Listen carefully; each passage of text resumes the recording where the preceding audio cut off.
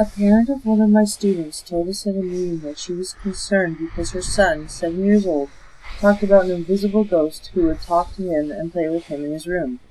He said the ghost was called the Captain and was an old white guy with a beard. The kid would tell his mom that the captain told him when he grows up, his job will be to kill people, and the captain would tell him who needed to be killed.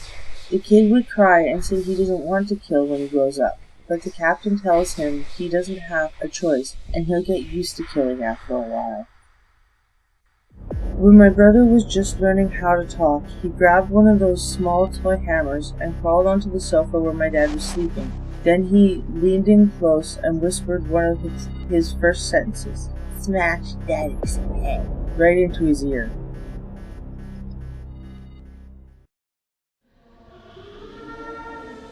When my brother was little, he acted like he had angels talking to him every second. One day my mom overheard him. "I can't kill him. He's my only dad." My wife and I overheard my 2-year-old daughter on the baby monitor wake up on Saturday morning and say, "What? Okay, I'll tell her." Then get up and come into our bedroom and told my wife, "Mary says you're doing a good job." Mary was a grandmother that she was extremely close to that passed away.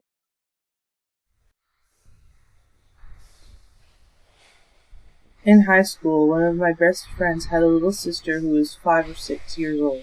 One day we stopped by his place completely high because he needed to get his magic cards.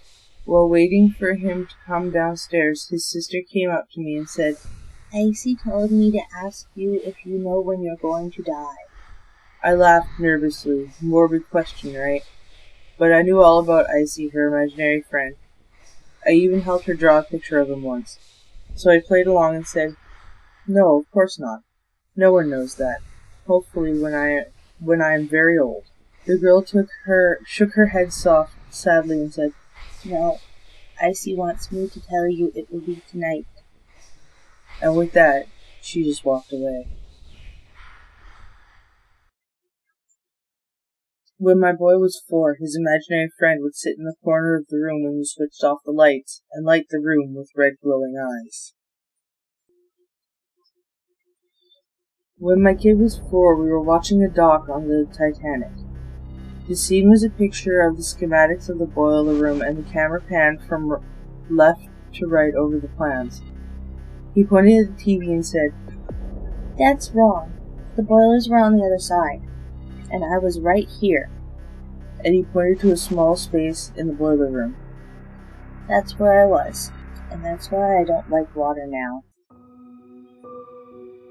When my sister was probably about 6 or 7, she had an imaginary friend named Emily.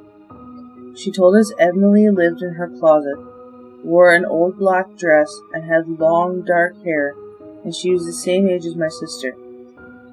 My sister played with Emily constantly.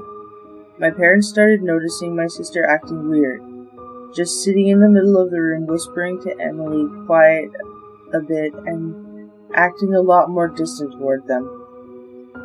I remember a very specific day. My brother was walking by her room and my sister was sitting in the middle of the room, but she turned around and hissed at him. He was scared shitless. He told me it didn't even look like my sister.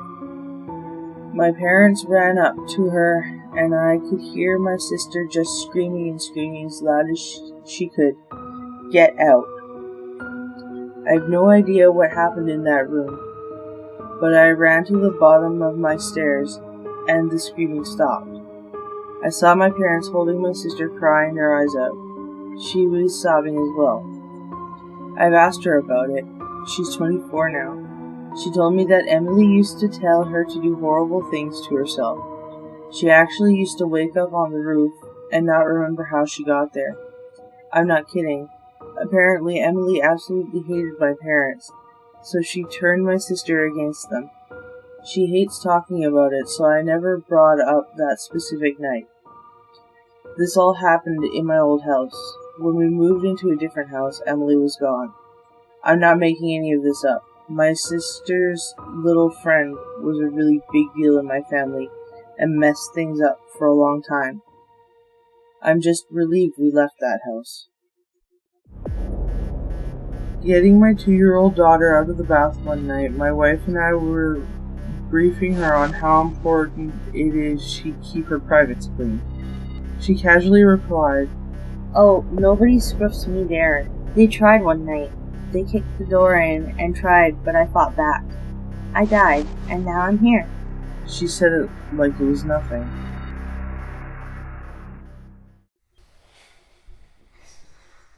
My 3-year-old son generally was a happy-go-lucky attitude, so this is pretty odd.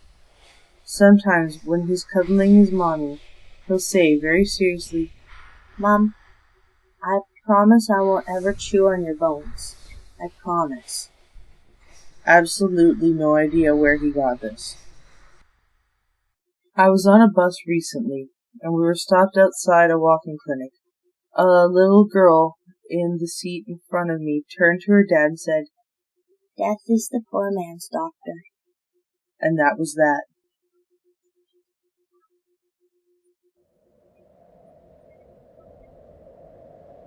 I was tucking in my 2-year-old. He said, "Goodbye, Dad." I said, "No, we say good night." He said, "I know, but this time it's goodbye." I had to check on him a few times to make sure he was still there. Mommy fell asleep in the bath and didn't wake up when baby Katie started crying, so I put Katie in the bath with Mommy. After a particularly intense fight with my soon-to-be wife, my stepdaughter came up and asked, "You don't really want to be my daddy, do you?" I didn't really know what to say, but then she came out with this. My original daddy didn't want to be my daddy either. Her biological father had taken his own life.